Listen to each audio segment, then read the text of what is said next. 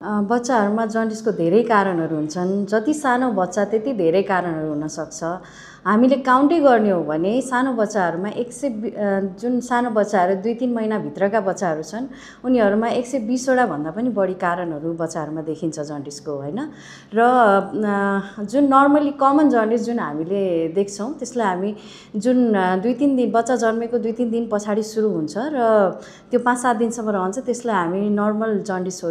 यसलाई हामी normal physiological jaundice भन्छौँ, हैन। अरू जन्डिसको कारणहरूको कुरा गर्नुपर्दाखेरि जुन बच्चाहरूमा धेरै कारणहरू जन्मिँदै देखा पर्छन्। जस्तै एउटा पित्तको नलीमा चाहिँ ब्लकेज हुन्छ जसलाई हामी बिलियरी अट्रेजिया भन्छौँ, हैन। इन्फेक्सन एक प्रकारको इन्फेक्सन जुन बच्चाहरूमा जन्मिँदै देखा पर्छ त्यसलाई हामी टर्च ग्रुप अफ इन्फेक्सन भन्छौँ।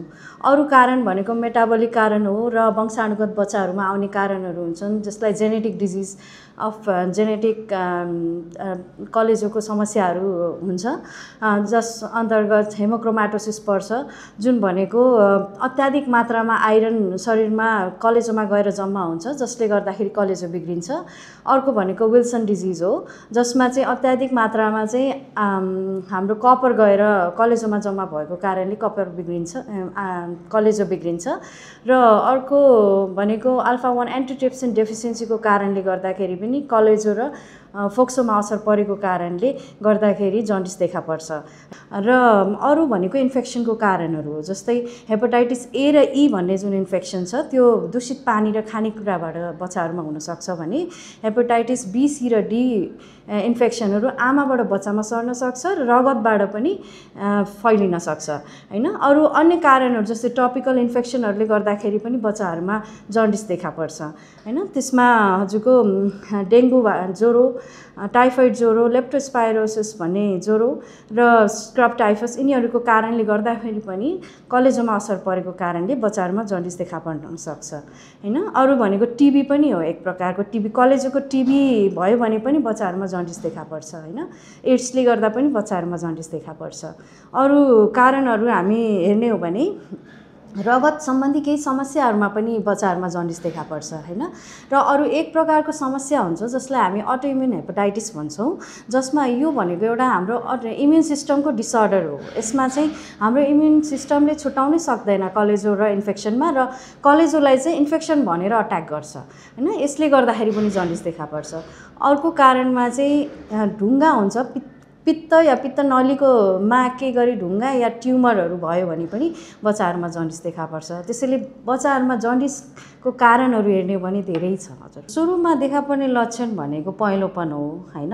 सानो नवजात शिशुमा यो पहेँलोपन टाउकोदेखि पाइतालासम्म क्रमशः जन्डिसको लेभल बढे अनुसार बढ्दै जान्छ र हत्केला र पाइतालामा भयो भने यो भनेको चाहिँ हामीले अलि जटिल हुन्छ र तुरुन्तै परामर्शमा पुग्नुपर्छ। अरू कारणहरूमा पिसाब पहेँलो हुने, सेतो दिशाको कलर सेतो कलरको हुने र शरीर चिलाउने र अलि ठुलो बच्चाहरूमा चाहिँ एपिटाइट घट्ने, वाकवाकी लाग्ने, बान्ता हुने, पेट दुख्ने यस्तो समस्याहरू आउँछ। र अझ जन्डिस बढेर गयो भने बच्चाको कलेजोले एल्बुमिन भन्ने तत्त्वलाई अलिक कम बनाउन थाल्छ जसले गर्दाखेरि पेटमा पानी जम्मा हुन थाल्छ र पेट फुल्छ, हैन। र हातगुडाहरू सुन्निन थाल्छन् र बच्चाको आँखा पनि फुल्न थाल्छ। र अझ पनि जन्डिसलाई हामीले केयर गरेर अझ बढेर गयो भने बच्चाहरूमा जस्तै हेर्नुहोस् बच्चाहरूले आफ्नो समस्या आफै भन्न सक्दैन, त्यसैले हामीले जन्डिसको समयमै पत्ता लगाउन अत्यन्तै आवश्यक हुन्छ। जस्तै बच्चाले आफ्नो खेल्ने समयमा खेलिरहेको छैन, एकदमै इरिटेट भइरहेको छ, सुत्नै सकिरहेको छैन, उसलाई रोइ गर्छ, उसलाई फकाउनै गाह्रो भइरहेको छ, आमाको दुध चुस्न सकिरहेको छैन भनेको मतलब यो भनेको अलि ढिलो भइसकेको हुनसक्छ। यो समयमा बच्चाको दिमागमा मस्तिष्कमा स्वेलिङ भइसकेको हुनसक्छ। यो भनेको धेरै लेट साइन हो र हामी यहाँसम्म चाहिँ हामी पुग्नु हुँदैन। यो भएमा बिस्तारै बच्चाहरूको अरू अङ्ग र कलेजो बिग्रिन सक्छ र बच्चाको ज्यान पनि को लागि पनि खतरा हुन सक्छ यसमा चाहिँ 60% नवजात शिशु जुन महिना पुराएर जन्मेका छन् र 80% नवजात शिशु जसले महिना नपुराइकन जन्मेका छन् उनीहरूमा जन्डिस देखा पर्छ। जुन 14 दिनसम्म महिना पुराएर जन्मेका नवजात शिशुमा देखा पर्छ भने 21 दिनसम्म महिना नपुराइकन जन्मेका नवजात शिशुमा देखा पर्छ हैन। तर यही जन्डिस अलि लम्बिएको छ र पहिलो पटक जन्डिस देखा परेको भनेको 14 दिनभन्दा पछाडि देखा परेको छ र बच्चा 24 घण्टा भित्रमा बच्चामा नवजात शिशुमा कुनै जन्डिस देखा परेको छ भने यो सामान्य हुँदैन। यसमा केही न केही कलेजो सम्बन्धी सिरियस समस्या हुन सक्छ। जन्डिस लाग्न नदिनका लागि हामीले सबभन्दा पहिला गर्भवती आमाले आफ्नो स्वास्थ्यको ध्यान राख्नु पर्यो हैन। डाक्टरले प्रिस्क्राइब गरेको औषधि बाहेक अन्य औषधिहरू लिन भएन, दूषित खानेकुरा र पानी पिउनु भएन र यो डाक्टरको परामर्शमा रेगुलर चेकअपमा बस्नुपर्छ। किनभने केही समस्याहरू छन् जस्तै आरएच यदि आमाको ब्लड ग्रुप आरएच नेगेटिभ छ या ओ छ हैन, आमालाई मधुमेहको समस्या छ, थाइरोइड हर्मोनको कमी छ, हेपाटाइटिस बी इन्फेक्सन भएको छ अथवा एड्स इन्फेक्सन भएको छ भने त्यसमा चाहिँ स्पेशल केयरको आवश्यकता पर्न सक्छ जुन हामीले बच्चा जन्मिने बेलामा अत्यन्तै आवश्यक हुन्छ हैन।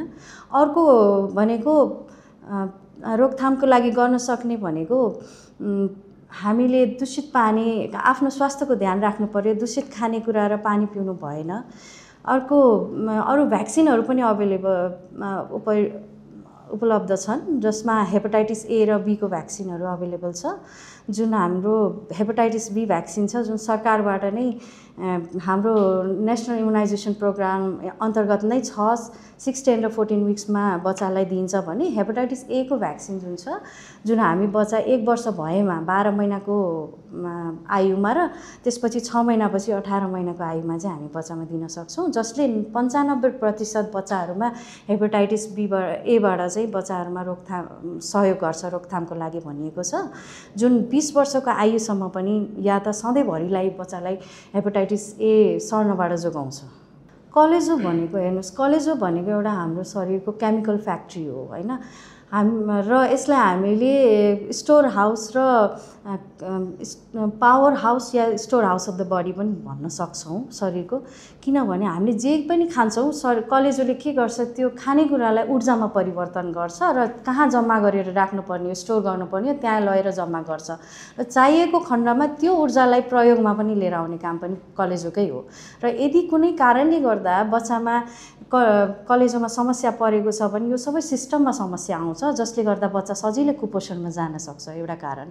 अर्को कारणमा चाहिँ जन्डिस भनेको एउटा हाइएस्ट केटाबोलिक स्टेट हो हाम्रो शरीरमा हैन। यसमा धेरै नै हाम्रो शरीरमा भएको ऊर्जाको प्रयोग भइरहेको हुन्छ र यस्तो अवस्थामा यदि बच्चाले बाहिरबाट केही खानेकुराहरू राम्रोसँग हामीले पुर्याउन सकेनौँ, पोषिलो कुराहरू खान सकेन भने बच्चा सजिलै कुपोषणमा जान सक्छन् हैन। जन्डिस भएको बच्चाहरूमा एपिटाइट अत्यन्तै कम हुन्छ, उनीहरूलाई भमिटिङ उल्टी आउला जस्तो बान्ता आउला जस्तो भइरहन्छ, वाकवाकी लाग्छ, पेट दुख्छ, जसको कारणले गर्दाखेरि पनि बच्चाहरू सजिलै कुपोषणमा जान सक्छन् र कुपोषण भएको अवस्थामा शरीरमा चाहिने तत्त्वहरूको अत्यन्तै कमी हुन्छ जुन बच्चाको विकासको लागि चाहिँ अत्यन्तै आवश्यक हुन्छ, जसले गर्दा बच्चाको विकास पनि रोकिन सक्छ। यस्तो अवस्थामा धेरै जसो जन्डिस आफै निको भएर जान्छ, तर एउटा लेभलभन्दा माथि जन्डिस पुगेको छ भने त्यसमा ट्रिटमेन्ट चाहिन्छ है। जस्तै नवजात शिशुमा 20 मिलिग्राम पर डेसिलिटर भन्दा माथि जन्डिस पुगेको छ अथवा बच्चाको आयु अनुसार जन्डिसको लेभल चाहिँ बढेको छ भने यसमा ट्रिटमेन्ट चाहिन्छ। किनभने यस्तो खालको जुन बिलिरुबिन छ यो सजिलै बच्चाको मस्तिष्कमा गएर जम्मा हुन थाल्छ र मस्तिष्कलाई बिगार्छ हैन र मस्तिष्कलाई बिगार्छ र यसले गर्दाखेरि के हुन्छ भन्दा बच्चाहरूमा बहिरोपन आउने, छारे रोगहरू लाग्न सक्ने, बच्चाहरू सुस्त मनस्थितिका हुने र बच्चाहरूमा एउटा समस्या हुन्छ सेरिब्रल पाल्सी, यस्तो समस्याहरू देखिन्छ। त्यसैले यसलाई एउटा प्रिभेन्टेबल ट्रेजेडी हो, एउटा हामीले यो एकदम ठुलो ट्रेजेडी हो। हामीले समयमा उपचार गर्न लक्षण पत्ता नलगाउनाले बच्चाहरू यो सबै समस्याहरू देखिन्छ हैन। अर्को जुन अघि भर्खरै हामीले कुरा गऱ्यौँ जसमा जुन पित्त नलीमा ब्लकेज भएर बिलियरी एट्रेजिया जुन भएको हुन्छ त्यसको उपचार यदि 8 हप्ताभित्रमा गर्न सकियो भने बच्चामा राम्रो 90% बच्चाहरूमा ठिक भएर जान्छ भने यदि समयमा हामीले शल्यक्रियाद्वारा यसलाई ठिक पारिएन भने बच्चाहरू 2 वर्षको आयुभित्रमा कलेजो बिग्रिनको कारणले गर्दाखेरि बच्चाहरूको मृत्यु पनि हुनसक्छ होइन कुनै पनि कारणले जन्डिस भएको छ र त्यसको समयमा उपचार गर्न सकिएन भने कलेजो बिग्रिन्छ र हामीसँग पछि गएर कलेजो प्रत्यारोपण बाहेक अरू कुनै विकल्प नै हुँदैन। यसमा बच्चाको ज्यान पनि जान सक्छ है।